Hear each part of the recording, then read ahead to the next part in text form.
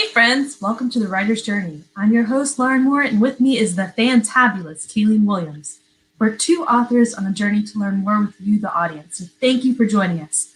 Today, we're talking about Kindlepreneur, a website that gives away a wealth of book marketing tools and tips. And we've got the creator and CEO right here.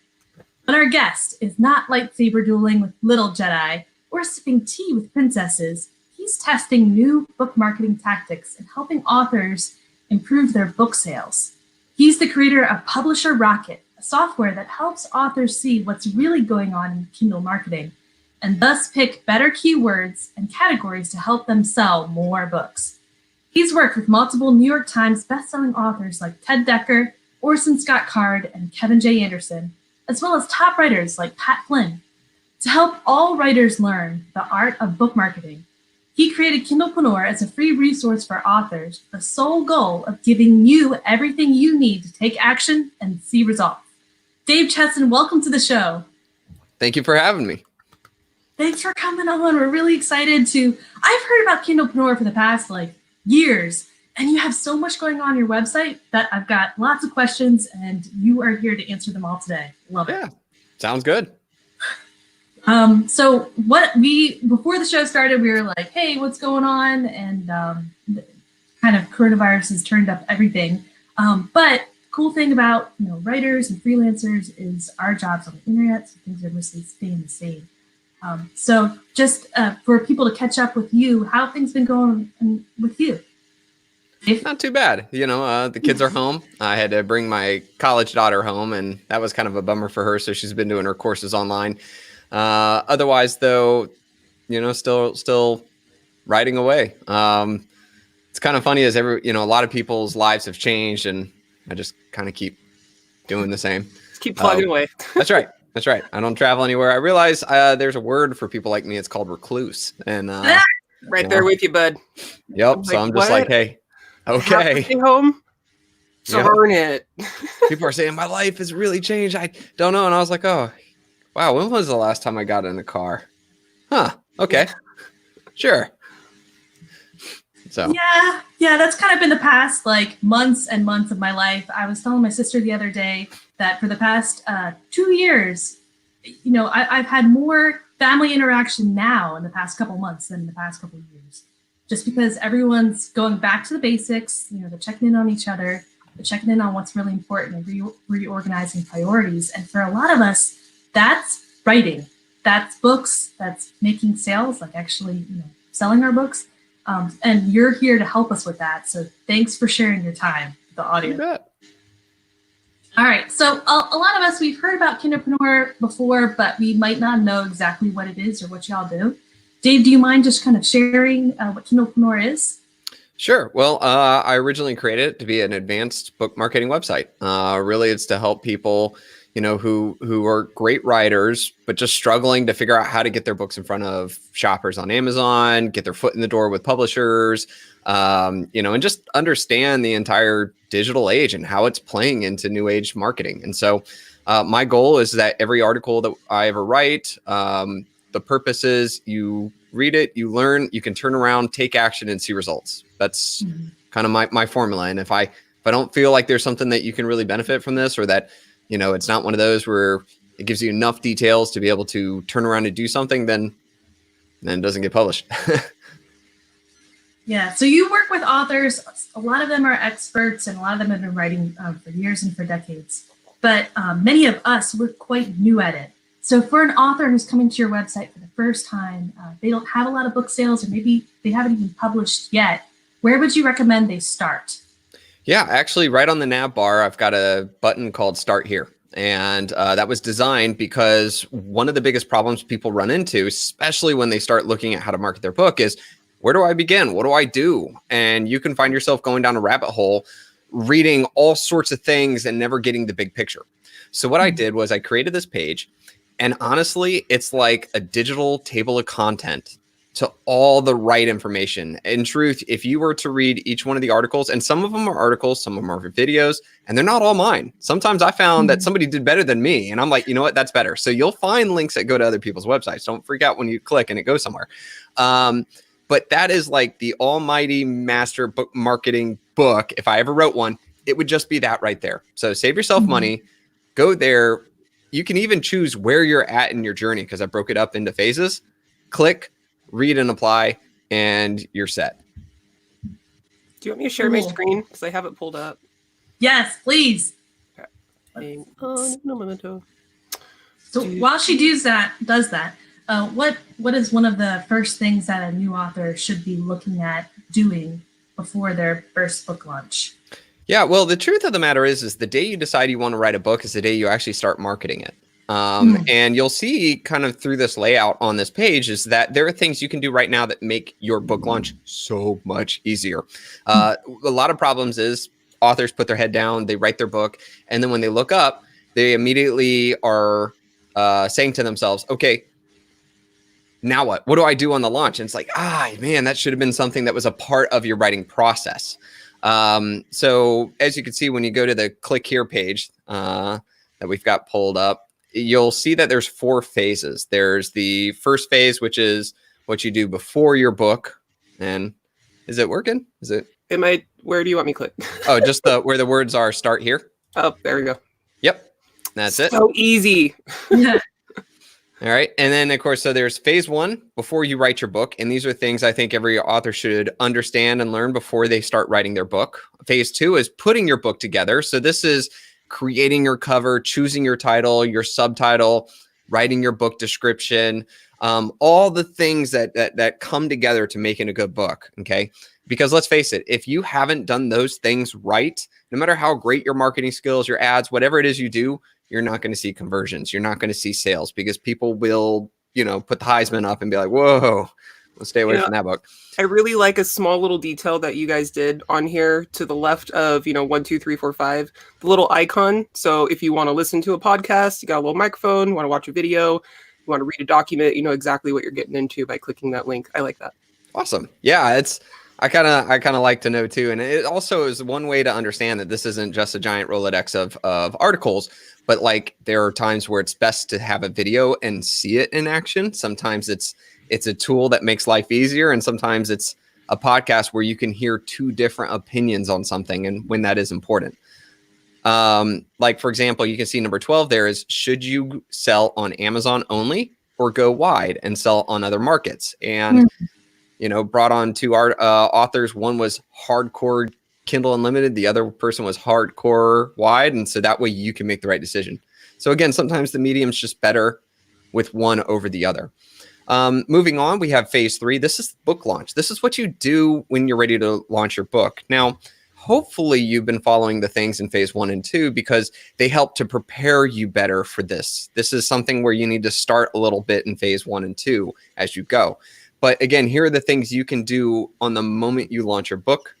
And then finally, this last part is about building an author platform. I think this is like, if you want to write one book, then just follow the phases beforehand, you're good to go. But if your goal is to become, to make being an author a career and not a hobby or a side job or something like that, then building your platform so that you can grow your fans and make each book launch easier and easier is extremely important.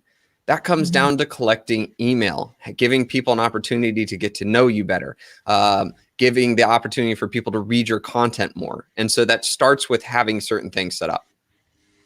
Wow, this looks like a master's degree course in how to publish a book and sell it, but with all the steps like for each semester kind of laid out. I like it. Honestly, if I were to make a course on how to self-publish, self-publish mastery or so, that would literally be the layout that I would use and each individual video I'd make for that course right there. So you guys can just enjoy that for free. For free. Yeah, has it all laid out. And I mean, it's just, super easy, clean. Love it. Yep. Just go step 1, 2, 3, right down the line, and you'll have everything you need to know. So no more of this worry about what do I do next? Or, you start going down the rabbit hole and learning about titles. And then all of a sudden you go to publish. You're like, oh man, I should have got my cover better, or just gives you a nice, easy step. That's how I do it. Now, what's Publisher Rocket? I've heard of KDP Rocket a lot. I've seen it in action, but let's hear it from the creator. What is Publisher Rocket? Sure. Well, Publisher Rocket used to be called KDP Rocket back in the day. And we did that because when I first created it, it was solely meant for Kindle information and not book information. And plus, it was also focusing on Amazon. Fast forward to today, and we now include book information and Kindle information. And very soon we'll be adding Audible information as well. But we're also in talks with Barnes & Noble, Kobo, and iTunes to include their data into the software. And let's face it, they weren't going to talk to us if our name was KDP Rocket. So Right, yep. we made it Publisher Rocket, did a little pivot there. For those who don't know, Publisher Rocket is a software that helps authors to find their keywords and categories, be able to understand how other books are doing and why they're doing well, and also help with their ads. It saves time and it gives you better information so you can make better choices.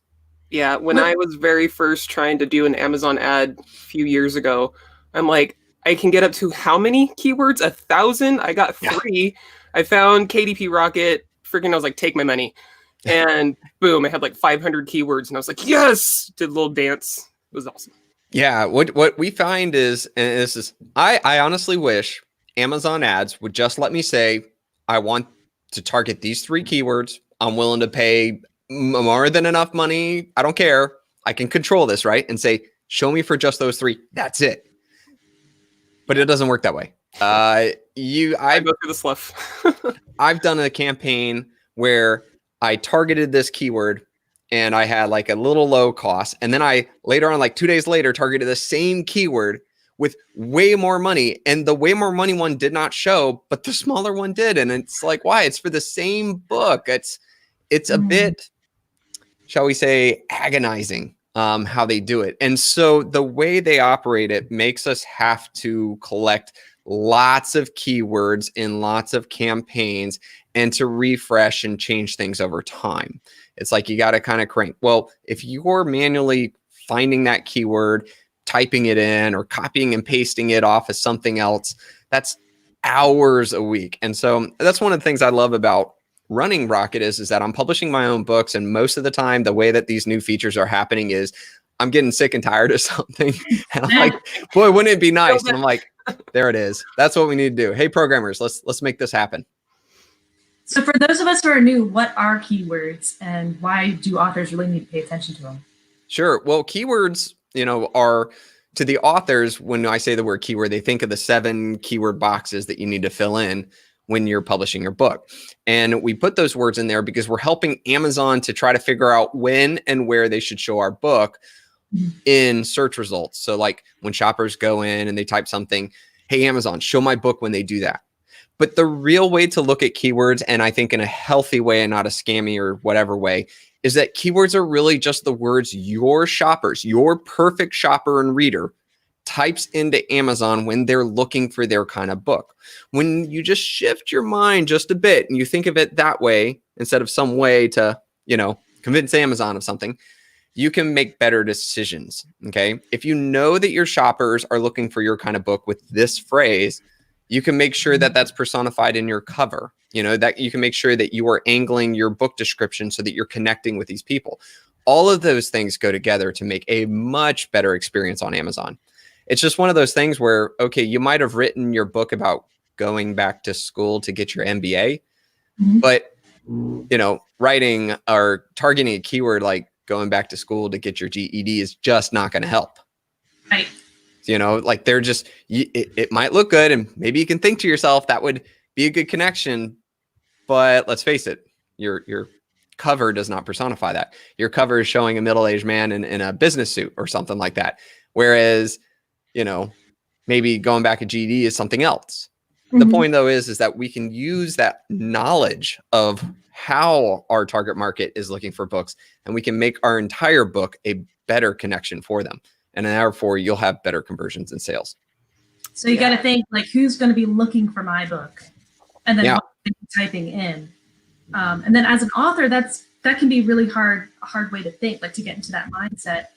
What are some ways that authors can do to figure out who their target audience is, who their target customer is, and what sorts of things they'll be searching in Google, Amazon for it? Yeah. So on that Start Here page we talked about, you're going to find one article for fiction keywords. and another article for nonfiction keywords. And using that process to find your keywords is another way of also finding out more about your market. And I usually like to start mine, because let's face it, fiction and nonfiction, two different things, right? In nonfiction, people are looking for pain points, solutions, emotional purpose. Like these are what drive them to go to Amazon and look.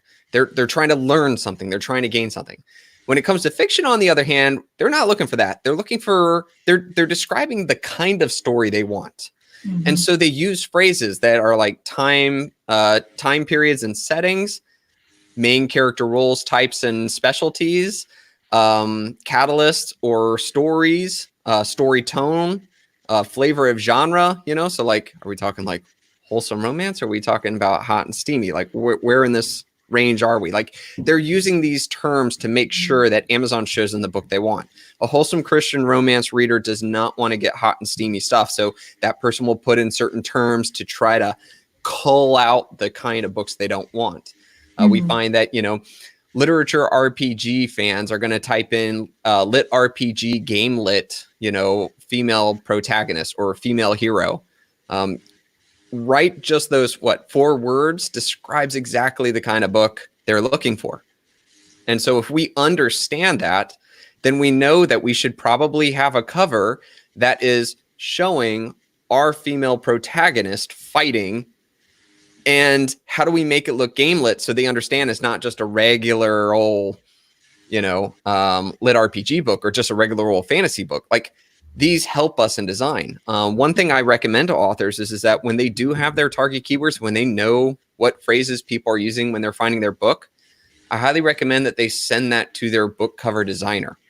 Let the designer know that these are the phrases that people will use when they come to the book. Okay. This is what they're thinking. And that can kind of help them to angle some things. Maybe that will change what they put in the front. I was working with Katie Weiland, and we had done KM Weiland is her writing name. I think she runs the website, helpingwritersbecomeauthors.com. And she wrote this book, and we were doing our keyword research, and we found out that trying to figure out like a time period to describe her book, the phrase gas lamp. It's sort of like a time period in industrial London, time period where they were using gas lamps, so it's not industrial age. It's not Victorian. It's not like, and so we found, and that was a huge term. And apparently there were people that like that time period and they're using it to describe. So one of the things that was added was just to put right on the cover of the book is you can kind of see some gas lamps in the background. And that immediately connects to the reader that this is that kind of book. And so that was a really big thing for them. They didn't have to change the cover dramatically, but it did make sure that the reader knew this was that time period because that was obviously something that was a part of their search criteria. That's really cool. Turning keywords into imagery. I like that idea. Well, I mean, if you think about it, if I told you that people were coming to this auditorium, just a regular auditorium, they were coming because they wanted to know this, or they were coming because everybody coming in here loves this kind of story. Right. Wouldn't you be better prepared with your speech, knowing that in advance? Wouldn't you be able to package your story, even if your story wasn't exactly on that, but yet you can say, get them more excited by, touching those buttons, as I call it, triggering that excitement, or, are you wanting to learn blah, blah, blah? Oh my gosh, you just used the words that I was just thinking. Yeah, that's exactly what I want. Guess what? You got your engagement. And so again, using and understanding those words and letting them be a part of your cover development, your title and subtitle choice, and then finally how you focus on things in your description can be huge. And when you have that, what I call symbiotic relationship in sync between all of those things, obviously the buying path of the shopper becomes that much better.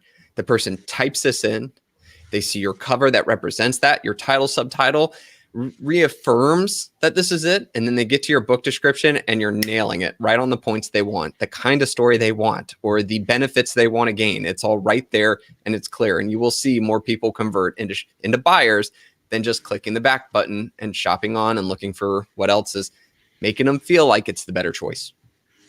So if you know what your audience is looking for, searching for ahead of time, then even in the plotting phase, like really early on in the book, you can be thinking about audience satisfaction, satisfying them, putting that in your book. You could be changing that during your draft, like just making little changes to put in those gas lights or whatever it is. Give them, and then all throughout the book production phase too.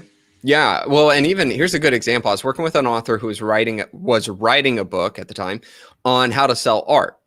Well, we did a research, and Publisher Rocket showed that more people were typing in the exact phrase of how to sell art online over the book or over the keyword phrase of how to sell art.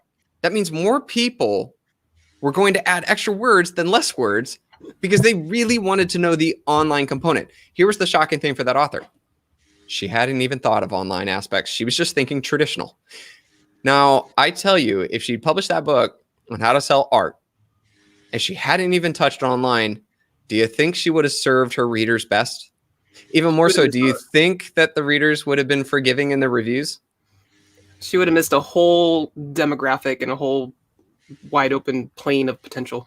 Huge. And even more so, like it would probably hurt in reviews, sales would have been down, all of that. Not saying it wasn't a good book, but because she didn't serve the market and what they really wanted, it would have hurt in the end. So she immediately added a second half to the book, totally focusing on that one component. So here's traditional, now here's online. And then on top of that too, what was really awesome was the author added a opt-in, like, hey, sign up for my email list. Remember we were talking about building your author platform? That author created an opt-in that basically was like, here are the 5 stores that you should set up to sell your art online. And here's the steps to make it look good. So it was like a little bump offer. Let me tell you, she knew they wanted online. So she knew that would be the best content upgrade, the best offer to give, and emails were good. Wow. So it's all coming together. Bingo. It's knowing, once you know what your customers really want and how they describe what they're looking for, you can create a much better packaged product. It's honestly, it's normal online marketing in a nutshell. It doesn't have to be just books. If you really want to sell something, know what it is your target market wants, understand how they describe it, and build it to solve their need. When I was first trying to describe keywords to my mom, probably like 4 or 5 years ago, she's like, I would never type in this random thing that's just so ridiculous and stupid. I'm like, no, you don't understand. And I could not get her mind to wrap around it. And we had this random flower out in our garden. She had no idea what it was, and it was frustrating her because she knows all the flowers. So she goes into Google and she types in purple bell-shaped flower on long stem. And I'm like, that's a freaking keyword. She goes, what? I'm like, Yep. That's what a keyword is. And she goes, oh, well, that's quite useful then. Yeah. Well, one of the other things we find looking at the data in Publisher Rocket is there's a lot of misspellings and horrible grammar. Now, if you think about it, it kind of makes sense because we don't write full sentences when we're typing into Amazon. We just throw in random words that come to mind as we're trying to quickly piece together how we describe a purple bell-shaped flower on a long stem. Yep.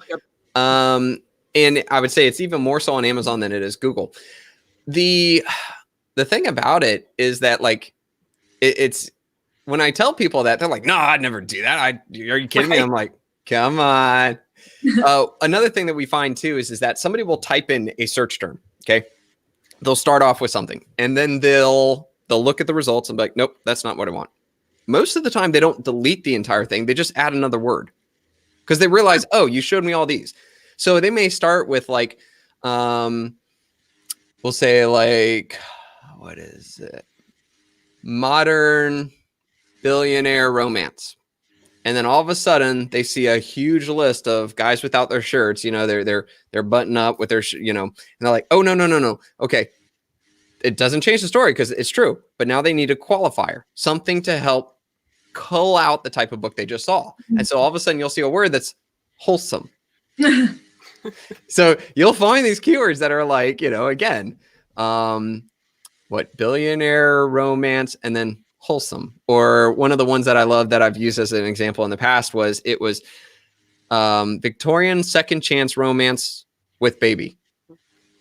Which I love to give that example because, okay, obviously it's not a romance with a baby. Like that's like horrible. So we obviously know that's not the case. What it is that people type in Victorian second chance romance and they see a whole bunch of hot and steamy, you know, busty Victorian lady being swooped up by a pirate looking dude. I don't know. And they realize, no, that's not what I'm looking for. And so instead of coming up with the word wholesome, what they're trying to say is it's a second chance romance where obviously a child is involved, as in she, for some reason, her husband has left her or died. She is with child in the Victorian setting, which is frowned upon because, you know, that child has no father. And so society's looking down on her. She has to face societal issues. But there's one guy who is interested, knowing full well that she has child. And it's about a wholesome relationship in that respect. That's the story this shopper is looking for. And again, that whole with baby part is just the last thing. They're like trying to think like, no, she has child with baby. Like, and you find the weirdest things, but when you really put them together and you look at it, you start to scratch your head and smile and be like, oh, I know what happened there. Fair enough. So. Well, often it's a book that you read before and you really love and you want more of the same. So how are you going to find another Harry Potter? Well, Orphan, Magic Academy. Yep. Yeah, Magic School, you know, a Magic Academy, Magic University. Like they'll change out the word just kind of until they see the list or type that they want. I mean, as you change in that term, what the shopper could find out is they say school, and they're like, no, I don't want like middle school. Yeah, and then they'll type in like university, and okay, now it's YA. You know, I can do that. You know, or they may throw in YA just to clarify it's young adult, like, you know, or maybe they realized that, you know, the one thing they were missing most in Harry Potter was the lack of romance. You know, like let's face it, the Hermione and Ron thing wasn't doing it. So they maybe want a little bit of, you know, a mix between Harry Potter and Twilight. You know. So they start meshing words there. And through that, you keep all those keywords, you know, so that your book keeps popping up and they're just like, okay, well, you know, I've saw this one like 5 times through all these different search things that I've done. Maybe I should check it out because it keeps popping up the more I define what it is that I want. So Absolutely. Just because, you know, you have second chance romance, have second chance romance, and then have second chance romance with baby, so that you keep popping up. The more people see your cover, the more they're going to click. Yeah. Well, and here's another thing too, is that this is also a big reason why I like Amazon ads, is that what I find is most shoppers need a couple of interactions with your book before they decide to buy it. Unless they're like a serial reader and they're hardcore, they're reading like 2 books a day or something like that, then they may just go click buy, whatever. But a majority of shoppers don't do that. Instead, what they need to do is feel familiar or feel like they're social proof, as in this book must be popular because I keep seeing it.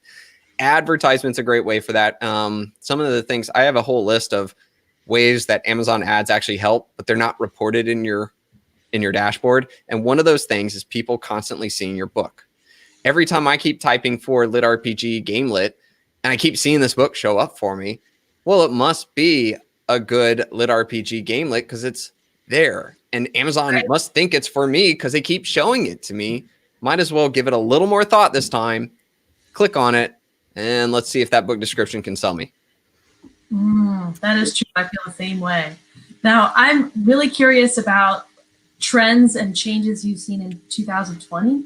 I'm going to ask you that in a little bit. But first, Kayleen has a reading, a spotlight on a book that I thought people interested in this episode would want to take this information to the next level or just take it to the next step. And this book came to mind. So take it away, Kayleen. Alrighty. So this week's book spotlight is on Right to Market. Deliver a Book That Sells by Chris Fox. Have you written a book that just isn't selling? Would you like to write a book that readers eagerly devour? Many authors write, then market. Successful authors write to market. They start by figuring out how to give readers what they want. And that process begins before writing word 1 of your novel. This book will teach you to analyze your favorite genre, to discover what readers are buying, to mine reviews for reader expectations, and to nail the tropes your readers subconsciously crave. Don't leave the success of your novel up to chance. Deliver the kind of book that will have your fans hounding you for the next one. Get your copy for 99 cents today by clicking the link in the show notes or in the live chat, as it should be. Yeah, Chris Fox and Craig Martell have both put their nonfiction books for authors up for 99 cents during this time because they figure there's a lot of people at home with extra time on their hands and they want to make good use of that time. So one way is to be researching stuff, Kindlepreneur.com, and also Chris Fox's book. And you guys are friends. Yeah. Chris is an amazing guy. I love him. Yeah. So 2020, what have you seen some changes in the keywords that are coming up or the book trends changing? Yeah, well, overall sales are dramatically up, like across the board. Amazon is just getting slammed with more shoppers. And I think that the sales are increasing over time because as this lifestyle that we're in right now is becoming a new norm, I think people are now sort of finding a way to maybe either escape, and find, like, they've probably burned through Netflix already. They're looking for their books. Like, there's just more and more of a draw towards books. And so we're seeing higher sales across the board. But that's not to say everybody's experiencing that. There are certain maybe areas that aren't getting as much love. I'll tell you this. I don't think that there's a lot of outdoor activity books or sports books that are doing well per se. But things that are, like, for example, I hate to say it, but we see a large rise in financial.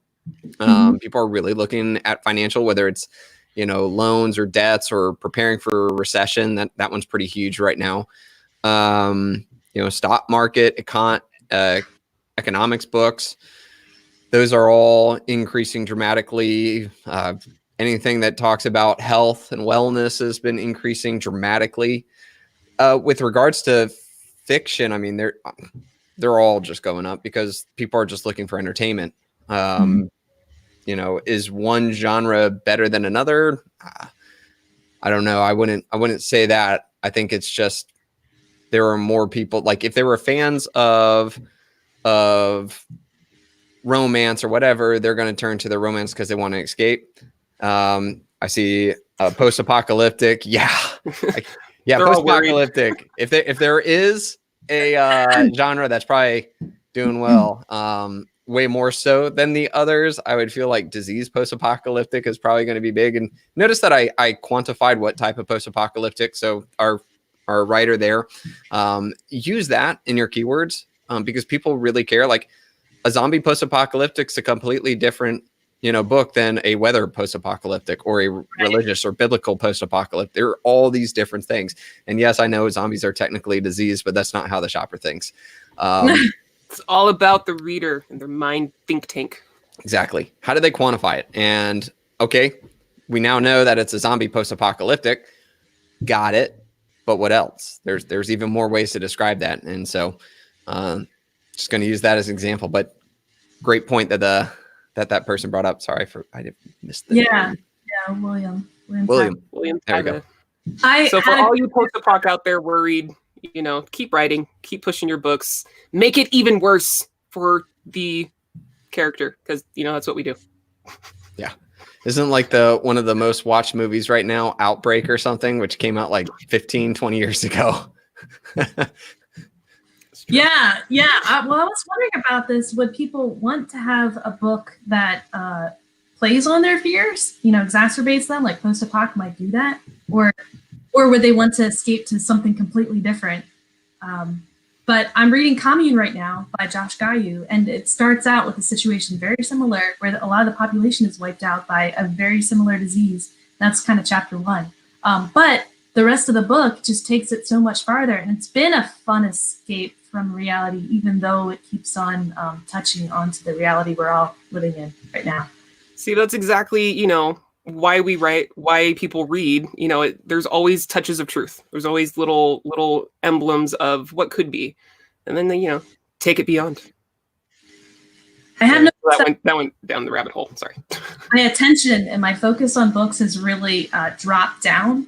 So for me, if the first couple pages don't grab me, then I don't keep reading, and I kind of wonder if that's coming over into your keywords and your book reading trends. That some books are doing a lot better than others. And I wonder if it's because of pacing right off of that. Yeah, it definitely can be. or catching the right reader audience and then satisfying them right away. So maybe keywords are more important than ever. I don't know. I think keywords are definitely an important part, especially if you're a new author. Just being able to get, discovered. Just if you know that you have that right book and you just wish like, oh man, if only people would see my book. Keywords is a great thing. Advertisement is a wonderful thing. That's your first real opportunity. Like when Amazon ads came out, that was the first time that an author could say, okay, I now have direct control on this. And I know that over 100,000 people saw my book. And out of that 100,000, this many people clicked on it. And then out of the people who clicked on it, this many bought it. Okay. That's incredible information. I mean, now you can control this. Now you can see it and you can take away that one thought of, oh, if only people would see it, right? If only it would get in the hands of people. So I really love ads and, for that purpose alone. About 6 months ago, we saw a lot of internet chatter about how ads are feeling less effective to authors. They're seeing fewer sales, but that was 6 months ago. What's your take with the authors you're working with? Have ads become more effective, or have people changed their tactics with ads? I think it's really an ebb and flow. I think it's always a changing dynamic. I look at Amazon ads as a skill.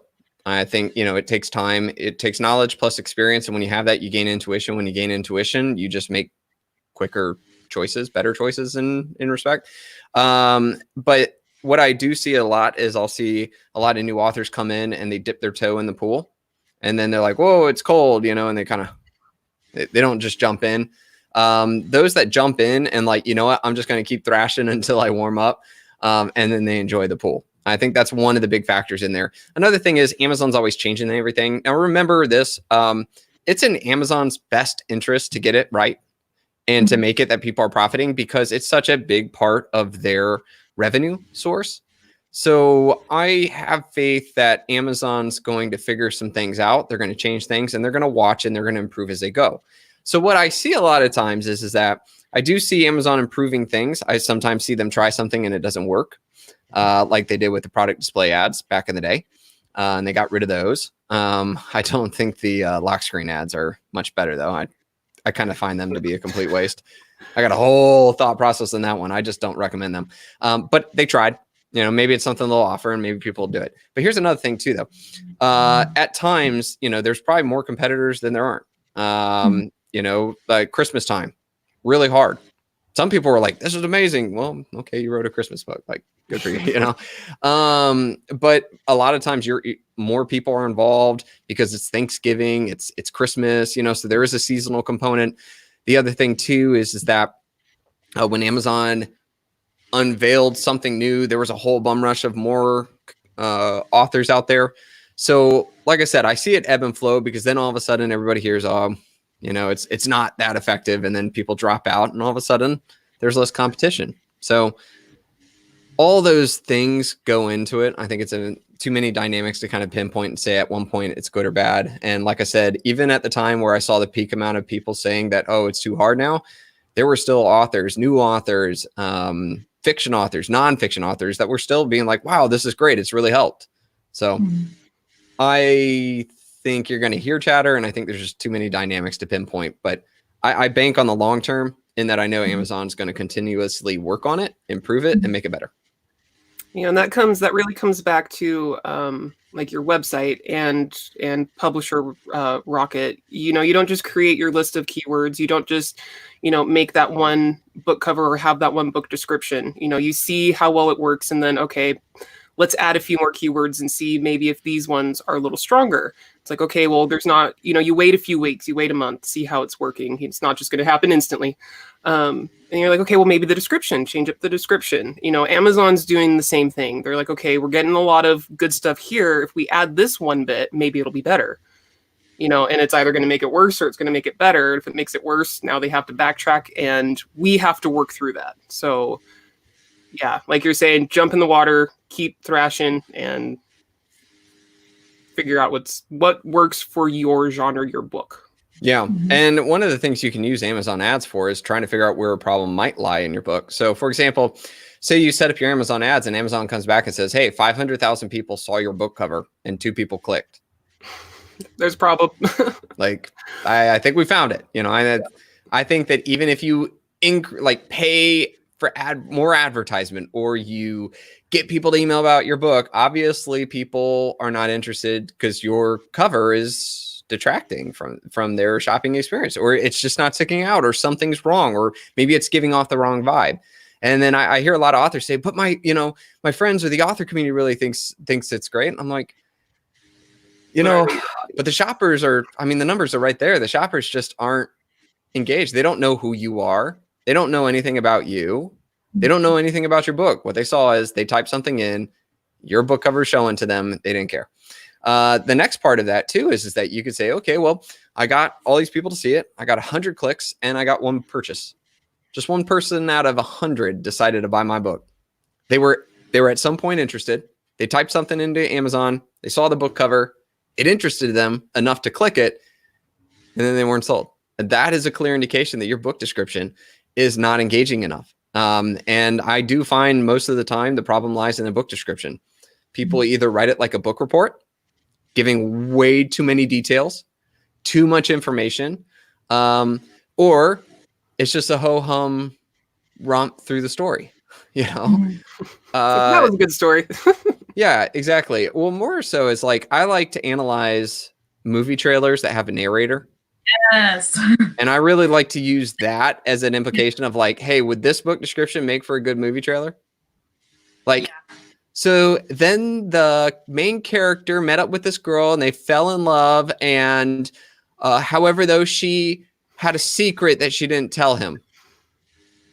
Yeah, that's not how the movie trailer would go. The movie trailer would go, in a land of desolation, there stands a love that shines through the darkness. But there's there's an overarching shadow of doubt as so-and-so finds out a secret might keep them away from each other forever. Right. I mean, I get it. I was over the top on it. But the point is that you need to raise the stakes. You need to make it sound like mic drop, like boom. How about that for a story? And I think that's a big clear indicator. If I come into ho-hum, whatever, no stakes, there's no importance to the story. Yeah, not going to happen. I'll go back and I'll look for another. All right. So people narrate with your inner in a world where That's right. all was desolate mayhem. One man stood among the rest. That's right. We didn't go into details about the 6'1", man with blah, blah, blah, blah. Like, no. We don't need to know that. Just one man stands alone, Yep. in a city full of crime and self-destruction. It is so hard, though, for me to take my head out of my story far enough back to be able to look at it and come up with a movie trailer for my book. Yeah, well, actually, I start my book description the day I start writing my book. And the reason is that every time you as an author go to a party or talk to somebody or that, and you say, I'm writing a book, what's the first thing they say? Oh, what's it about? Right. Yep. Now, how many, and I mean, seriously, how many of you guys out there give this kind of description, right? And how many times when you do that, do you see their eyes glaze over or they're like not interested anymore, right? You're like, that's nice. Man, I am crafting that book description right then and there from day one. I mean, that's the way I think of it. Like, oh, here's the opportunity. I'll have something prepared. I'll have my elevator pitch, if you will. I'll have my hook. The statement. And I think that first sentence on a book description is the most important because it hooks them to read on. If it's not good enough, they don't read on. And I will say that statement and then I'm judging them. Like I'm watching their eyes and I'm seeing how much they glaze over. Okay. Huh. I get it. Like not everybody's going to be a sci-fi military fan or anything like that. But and I'm not a romance fan, but you could say something that's like, oh, that actually kind of sounds cool for a romance, but you could still see it. And so I'll watch their eyes and I'll watch how engaged they are. And my final judgment, when I really got it, is when they ask more questions. Okay. That to me means I nailed it or I'm really close to it. If they're like, oh, wow, that sounds good. I read it, and they're staying in lane. They're not pivoting to something else, which always happens when you give a bad book description. Like, oh, that's nice. So how about that weather? Yep. You know, boy, this party is great. I really love these little, appetizers, huh? You know, it's like, okay, yeah, I better work on that book description. That's the time to do it. That way, when you publish, you got something that's hooking people, not trying to figure it out when you're trying to hit the publish button, which is like 98% of us. So that's right. So you write that movie trailer before you start writing the book. I do. And it also helps me to see what is the components that they enjoy the most. It also, if you're doing a book outline, right? So if we're talking about fiction specifically, if you're doing a book outline, you truly need to know your climax. You need to know, the journey. You have to have your structure in mind. And therefore, again, give your book description as you're going, see what's connecting, see what's not. A lot of authors, I know, like James Patterson, he says that he'll have this giant list of book ideas. Okay. Like he's got this file that he stores them all in. And when it comes time that he has to write a book, he'll bring them out and he'll do his first thing where he'll write them out and he'll see which ones he likes. But he usually comes down to like, there's 3 left. These are the 3. And he'll go around and basically say a book description for him and see which one people are more engaged with. And then when he finds the one, that's the one he goes with. So he almost chooses his books based off of the book description and people's response to it as compared to others. So my take on authors, and again, it comes back to the thing I said in the beginning, is the day I start writing is the day I start marketing. And I'm trying to figure out components. I'm not trying to figure out my book description when I'm trying to hit the publish button. I'm playing with it throughout. And all these interactions I have with other authors, friends, families, etc., they're opportunities for me to get it better before I hit publish. And having that book description early can also help with your cover, and so you're not like last minute, oh, what's the cover going to look like? Well, you've had this glossy little description that you've been honing for the last 3 months, however long. You could give that to your cover designer if you have a cover designer, or have that when you're scoping pre-mades. Could definitely help to narrow it down before it gets to, I have 80,000 words and I don't know where, the tight spots are. Exactly. Yep. All those things really come together. And so anybody listening, I highly recommend thinking through your book description before your book is even finished and just hone that. I mean, think of all the times people ask. More importantly, as you're trying to build your street team or get people interested prior to your launch, just being able to describe the book better, it's going to help with all of those efforts. Now, what if you've already written your book and it's too late? Or you already have published your book and you've got a bunch that really aren't selling well, but the book descriptions are the key there that you need to fix. Where would one start to be able to fix those or find help to fix those? Yeah, well, you can always fix them. You can go into KDP. You can edit the book description. That's one thing. There are, like, Brian Cohen has a service out there, I think, for writing book descriptions, and they're pretty good. There's some books on it. I also have a book description formula where I kind of break down the different sections of a good book description for fiction and nonfiction. That's actually not posted on Kindlepreneur yet. It should be coming out soon. We redesigned the book description generator. So now it works in like all markets instead of just Kindle and Amazon. But that'll be right there for people to use as well. There are a lot of opportunities there. One thing, though, I would say is when I used to do my podcast, the Book Marketing Show podcast, we had a segment that I really liked called Reviving a Dead Book. I called it the Reviving a Dead Book series. And what I would do is I'd find an author who published a book, and for whatever reason it failed. And we go into detail on why it failed, what they did wrong, what happened. And most of the time it was like one of their first books, they didn't do their marketing beforehand. They learned some hard lessons, but the book was still good. And we talked about why they decided that they would give the book another try. Then usually there was an indicator. It wasn't just, I just think it will do better. It was something specific for them. And then finally we analyzed what they did to the book, relaunched it, and then what was the success. And I'll give you the heads up. Everybody that I interviewed had much better success after doing that because, that was a good precursor to see problem, solution, result. And I would say that a big thing for most of them was actually changing their cover. A a lot of times that was really kind of the final nail in the coffin. In most cases, like, no, one specific case, there was a author where she went with a publishing company and they just did a horrible job on the book cover. I mean, it was just so obvious, and it really was. I don't know what they were thinking. It didn't even look like her kind of genre. And like, it was kind of like a murder mystery, but it was also centered around equestrian.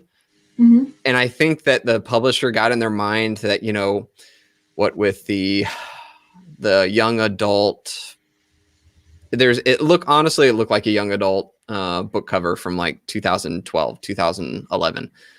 It'd have like a circle with some symbol. Like, I think they were trying to follow Hunger Games. This is look, and Alliant or Allegiant. What was that? I can't remember the other. The wrong. Yeah, audience. I think they just got in their mind that it was like, oh, this is the popular thing to do. And it was like, there's like, okay, I can kind of see a horse in that circle, but that doesn't mean anything to me, Yeah. And so after that entire series just kind of failing, she basically was able to buy the rights of her own book back. Boy, that sucked.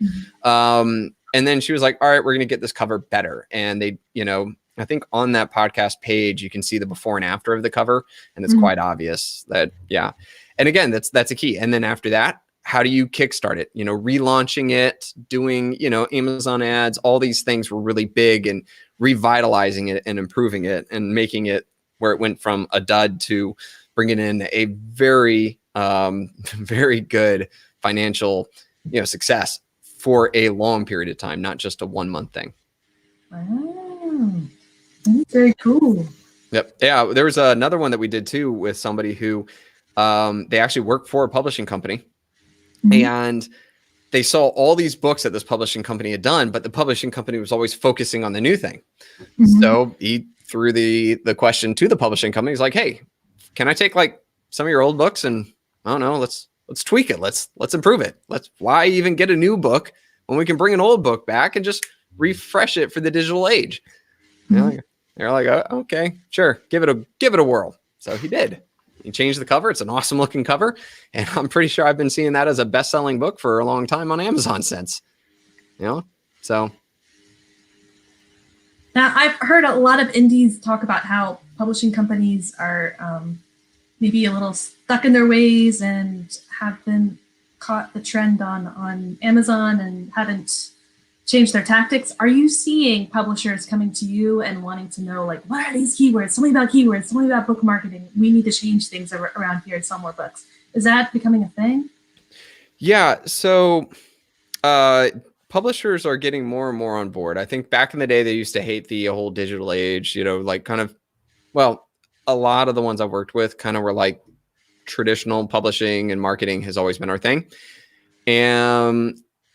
And I think they looked down on self-publishing back in the day as well, because self-publishing was like, oh, well, that's where the lesser authors go to. However, though, what publishing companies have started to find is a couple things. Number one, obviously self-publishers are doing good and they're cutting into their bottom line. So let's figure out what this is. I've been doing more and more consulting on Amazon ads with publishing companies than I'd like to.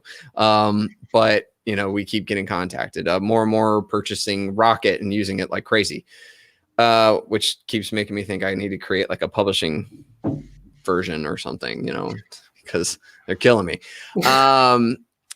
But the other thing that they're really learning is that when I've sat in on some of the meetings at publishing companies where they're like trying to figure out who they're going to sign and who they're not, and who they're going to put effort. And let me tell you this. Each publishing company, this is generally the norm, has a certain number of contracts they'll extend in a quarter. Okay. Say it's 25. All right. We'll sign on 25 this quarter.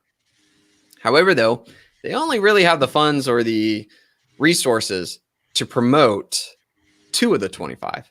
The other 23 are going to get, they're going to have an agent. The person's going to, or a representative, the person's going to talk with the author. They're going to help get them through and make the cover and get everything put together and get into the stores. And then usually to the other 23, they'll be like, hey, great. So how are you going to sell 25,000 copies in the first quarter? And they're like, what? And they're like, yep. I was like, oh, I thought that you were doing it. Well, we're going to do some things. Oh, great. What are you going to do? Well, we've got some things planned, but the question is, we need to know how you're going to do it. And so a lot of authors have been just turned off by that process. Here's the thing, though. The things that come into play in deciding who gets to be the two that actually get their attention in marketing is really all centered around which one's going to make us most money. Not which one's the best book, but which one will make us the most money. Things that come into play in that calculus are what's the trending, genre. Right now, if I submitted a Outbreak-esque book, to a publishing, I'm sure they would probably give me more than the fantasy book they brought on or something like that. You see what I'm saying? Like, so they are monitoring the trends in the market. And so therefore, when something's really hot and you produce it, great. If you had given them a YA sparkly vampire romance book a month after Twilight came out, you would have been signed, even if it was bad. Okay. They still would have signed it just because you hit right on the crest. So they're looking at that. Another thing that they're looking at too is they're looking at your email list. Your email list is a clear indicator of how much money you can make them. If you have 5 people on email lists, well, obviously you aren't popular and you're not going to convince the 5, but okay, they can only make 5 sales. You have 100,000 people on your email list. That to them is gold because they will get a certain amount of money back for sure. And so I've seen more and more a stress from publishing companies on how many people do you have in your email list? Like at some point, I almost feel like there's going to be a time where they're going to be like, you must have this many to, in order for us to look at it. Right. And I tell you this is that I've seen people get rejected and then they reapply, but they put right at the top their email list. And next thing you know, they're getting a phone call instead of that usual templated rejection letter. So again, I think that they're understanding the power of the online market. They're figuring these things out. Another thing too is that they kind of look at your previous success. Hey, if you've sold well or you've got a great book, obviously you can write. You're making their job easier. Right. So as a self-publisher, they're learning that they can almost kind of, I hate to use a sports term about this, but they almost look like self-publishers like a farm system. Kind of like in baseball where you've got, people coming up into the majors. And so you look for the talent in there and, hey, look at this. This guy has his stats. He's got this email list. He's got this many reviews. They're 5 stars. Like, let's go through the talent pool and find who we want. And we have more proof that that person is successful than somebody who just submitted their letter with no background whatsoever. Mm-hmm. So they're just kind of starting to understand that about the age and they're making decisions based off of that. So what are the publishers bringing to the table that makes up for the royalty share that they take? Well, that's an interesting situation. I'm not a fan of publishing through a publisher, but for some people, there's a lot of legitimacy that comes from it. Let's face it, if you're a published author, a lot of those guys will wear it as a badge. Because that means something. That means that a editor found them to be of high enough quality. Sometimes too, like if you're a very, very successful author, you get an advance. Like, sure, we'll give you $200,000 to start writing that book, and that becomes a really beneficial thing. But believe me, they only do that when they know they're going to get their $200,000 and then some back. So email list, or you're already famous. Another thing is that when you are that successful, they will work to sell for you. Working with Orson Scott Card, he doesn't need to be a part of the process. He just writes, and then they do all the other stuff because they know that an Orson Scott Card book is going to sell. Right. And so that's a major benefit for him in that respect. So there is a cool lifestyle that can come from it. But what a lot of authors run into is that they're not getting the benefits from the publishing author, from the publishing company, that their book is left in purgatory, that they're, and even more so is that if they stop, which by the way, if you don't meet your quota in the first quarter or whatever they set, they won't respond to your email. And a lot of authors start to feel like their books are held ransom because like, I want to advertise to it, but I can't. Hey guys, can you change this? No. And it's like, so you bringing up,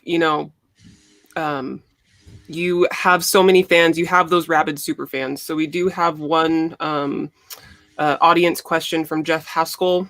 He wants to know about Jeff. your theory of turning fans into super fans through contacts. He says it's really, really interesting, and that definitely touches on, yeah.